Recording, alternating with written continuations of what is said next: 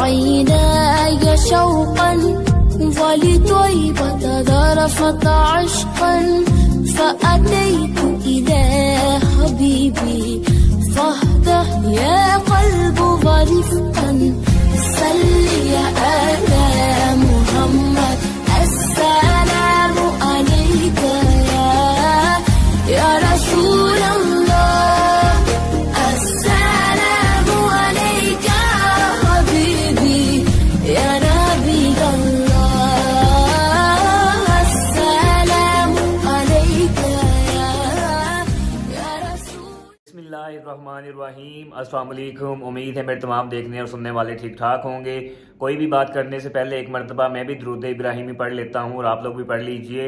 अल्लाहुम्मा सल्ली अला मुहम्मदिन व अला आली मुहम्मदिन कमा सल्लैता अला इब्राहीम व अला आली इब्राहीम इन्नका हमीदुम मजीद। अल्लाहुम्मा बारिक अला मुहम्मदिन व अला आली मुहम्मदिन कमा बारकता अला इब्राहीम व अला आली इब्राहीम इन्नका हमीदुम मजीद।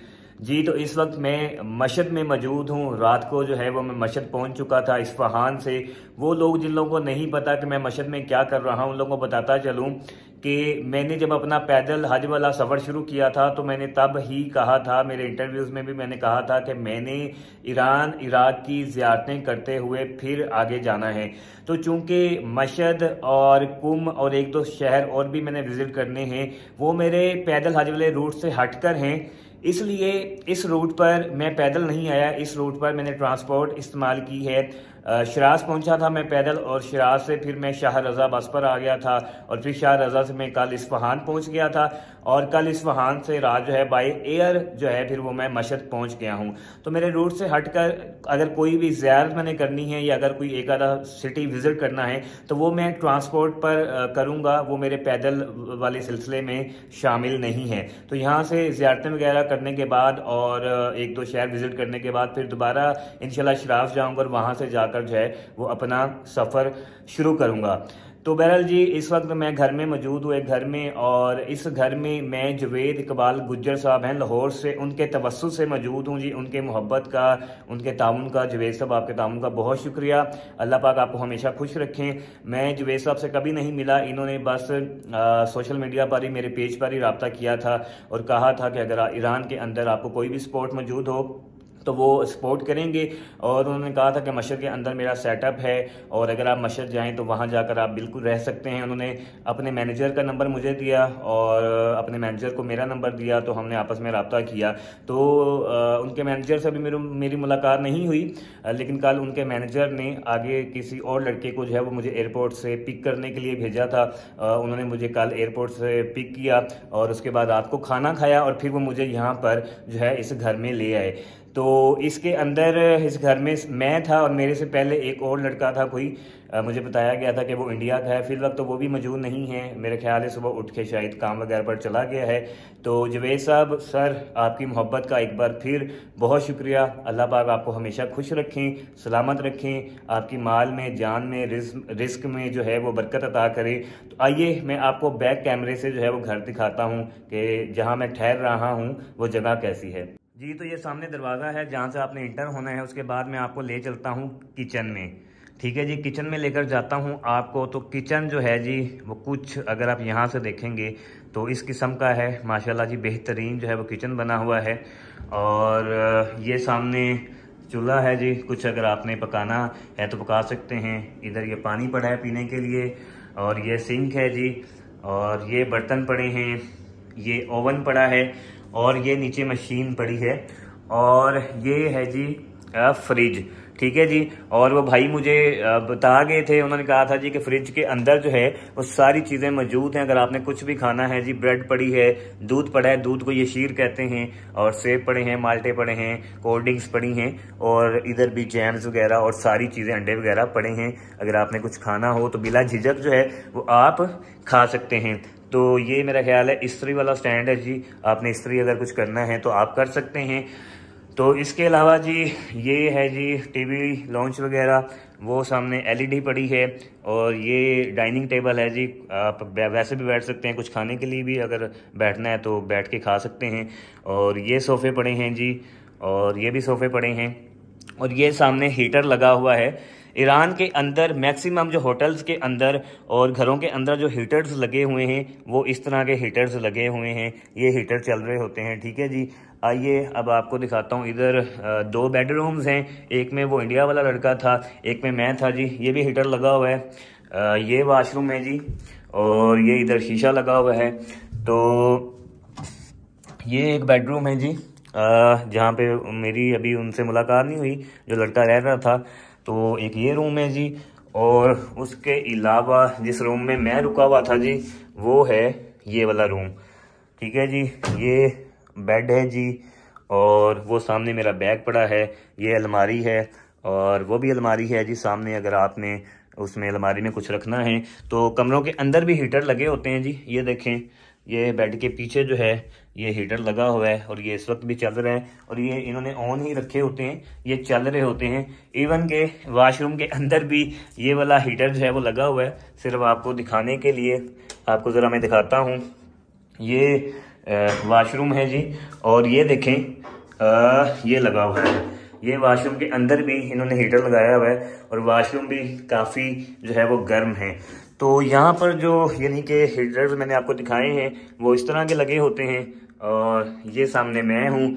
तो जी यहाँ पर मशहर के अंदर जो है वो अब मैंने यानी कि आज जुमेरात है, आज और कल जुमा 2 दिन रहना है, और परसों इंशाल्लाह फिर हफ्ते वाले दिन मशहर से ही मेरी तेहरान की फ़्लाइट है, और फिर तेहरान में एक आधा दिन रहने के बाद फिर आगे देखेंगे जी कि क्या करना है। ले जी, नाश्ता तैयार हो चुका है। ब्रेड है, अंडा है, और साथ चाय है। चाय हो तो फिर क्या बात है। और ये भी देसी नाश्ता है, घर में भी हम ब्रेड, अंडा और चाय खाते पीते हैं अल्हम्दुलिल्लाह जी। आजकल देसी नाश्ता जो है और देसी खाने जो हैं वो तकरीबन चल रहे हैं। अस्सलामु अलैका हबीबी या नबी अल्लाह या रसूल अल्लाह।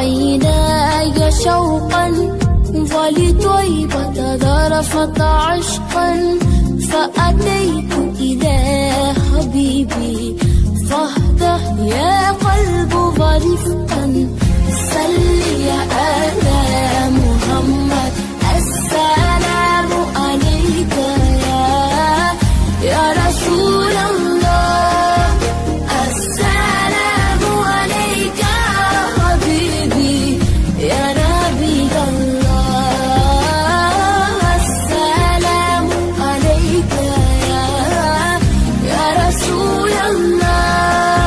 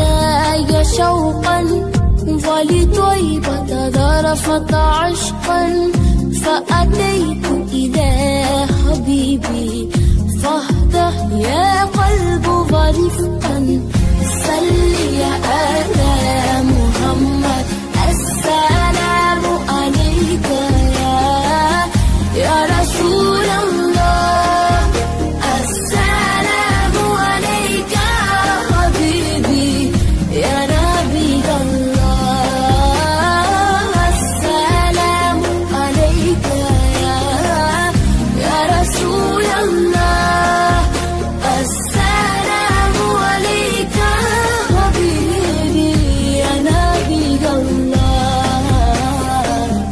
يا رسول الله.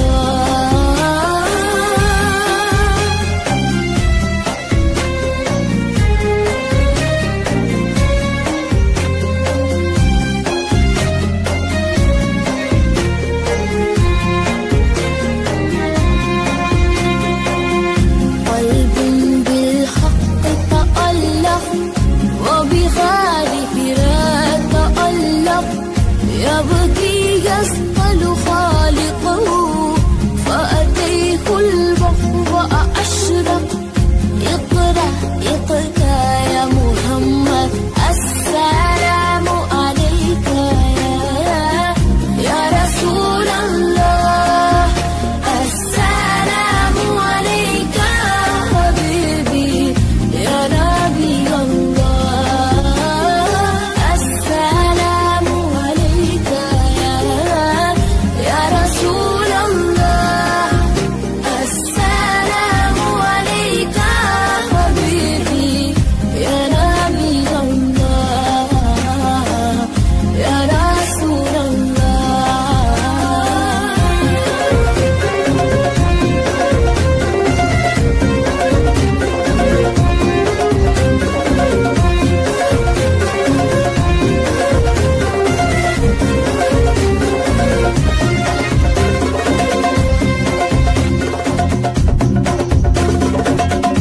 يا طيبة جدك سفا لرسول الله محبا بالروضة سكنت روحي وجبال الهادي محمد يا طيبة جدك سفا لرسول الله محبا بالروضة سكنت. हज़रत इमाम रज़ा रज़ी अल्लाह अन्हों के रोज़ा मुबारक से होने के बाद मैं इस जगह पर आया हूँ जी। इस जगह का नाम कोहशार है और पहाड़ों पर बर्फ़ जमी हुई है और इन्होंने बड़ी खूबसूरती के साथ ये पत्थरों के ट्रैक बनाए हुए हैं। ये आप देखें जी, ये पत्थर लगा के बड़े खूबसूरत इन्होंने ट्रैक बनाए हुए हैं और ये भी इन्होंने जगह बनाई हुई हैं बैठने के लिए। ये देखें जी, अंदर पत्थर हैं यानी कि आप बैठ सकते हैं और यहाँ पर भी काफ़ी बर्फ़बारी हुई है। यहाँ तक कि यहाँ पे पानी में यानी कि इन्होंने यहाँ पर तालाब टाइप भी बनाया हुआ है। वो पानी भी सारा जो है वो बर्फ़ जमी हुई है। वो कहाँ गया ये देखें, ये सामने आपको नज़र आ रहा है, लेकिन ये मैं आपको दोबारा करीब से जाकर दिखाऊंगा। ये पानी सारा जो है बर्फ़ बना हुआ है जी। और ये देखें, पहाड़ों पर अगर बर्फ़ हो तो वैसे ही पहाड़ बड़े खूबसूरत लगते हैं। और अब ये देखें, पत्थरों के अंदर भी बर्फ़ है, तो ये पत्थर और ये ट्रैक भी जो हैं जी काफ़ी खूबसूरत लग रहे हैं। बस ये ट्रैक इसी तरह ऊपर पहाड़ों की तरफ ही जा रहा है। देखें जी, फूल कितने खूबसूरत, और फूलों के अंदर भी जो है वो बर्फ़ है, तो वो और ज़्यादा खूबसूरत लग रहे हैं। उन्होंने यहाँ पर यानी कि बाकायदा तौर पर फूल लगाए हुए हैं और इतने खूबसूरत लग रहे हैं। तो वही मैं अपने तकरीबन हर वीडियो में आप लोगों को बताता हूँ कि डेवलपमेंट के हवाले से ईरान ने जो है वो अखीर की हुई है। स्टेयर्स पर भी बर्फ़ जमी हुई है और पड़ी हुई है, उसकी वजह से स्टेयर्स जो हैं वो भी खूबसूरत लग रही हैं। ऊपर जाके देखते हैं ऊपर क्या है। ऊपर भी बस इसी तरह रोड ही बना हुआ है, सामने तो पहाड़ ही हैं, लेकिन ऊपर जाके देखते हैं क्या सीन है। ये देखें, जो मैं आपको बता रहा था कि पानी बर्फ़ बनी हुई है, ये देखें जी, ये पानी है सारा और बर्फ़ बनी हुई है, और ये भी सामने पानी है और ये भी बर्फ़ बनी हुई है। टेम्परेचर का अंदाज़ा आप खुद ही फिर लगा सकते हैं कि कितना जो है वो यहाँ पे टेम्परेचर है और होता होगा, जिसकी वजह से पानी जो है वो बर्फ़ बनी हुई है। इस वक्त मैं कुछ ऊंचाई पर मौजूद हूँ और ये सामने देखें जी, ये सारा मस्जिद शहर है जो कि यहाँ से आपको नज़र आ रहा है और काफ़ी खूबसूरत लग रहा है। देखें जी, वो तालाब जो मैंने आपको ऊपर से दिखाया था कि बर्फ़ बनी हुई है, तो ये आप चेक करें जी, ये भी सारी जो है बर्फ़ बनी हुई है। बल्कि ये आप देखें, ये तो वो बर्फ़ की फटियाँ जो हैं वो बनी हुई हैं, जो हम पाकिस्तान में कहते हैं जाओ एक पट्टी ले आ, बर्फ़ की 2 पट्टी ले आ। तो ये चेक करें, सारा जो तालाब है वो पानी की बजाय बर्फ़ में तब्दील हुआ है। ये आप चेक करें बस कि खूबसूरती जो है वो कितनी लग रही है, कि पहाड़ हैं और ये देखें जी दरख्त हैं, दरख्तों के अंदर जो है वो बर्फ़ पड़ी हुई है। तो क्या खूबसूरती का लेवल है, आप सिर्फ खूबसूरती चेक करें जी।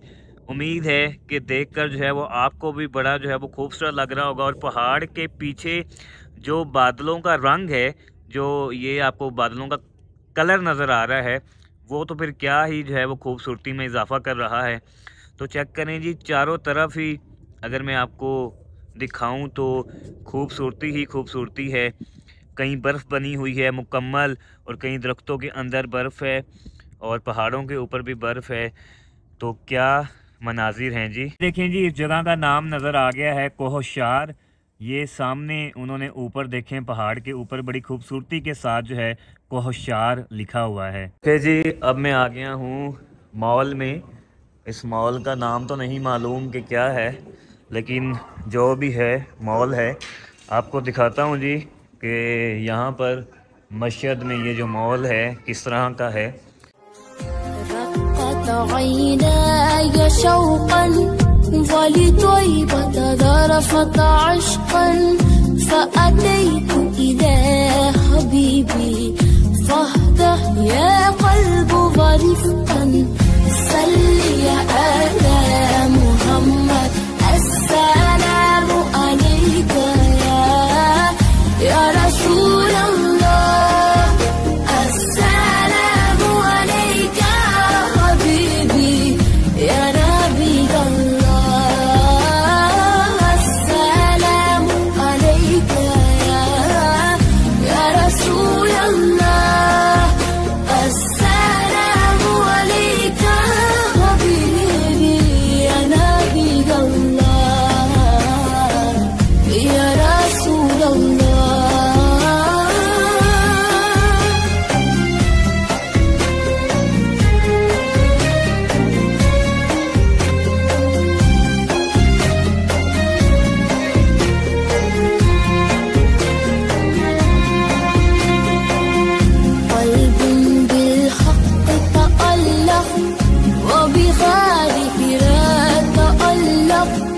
يبكي يسأل خالقه فأتيه البحر أشرق اقرأ اقرأ يا محمد.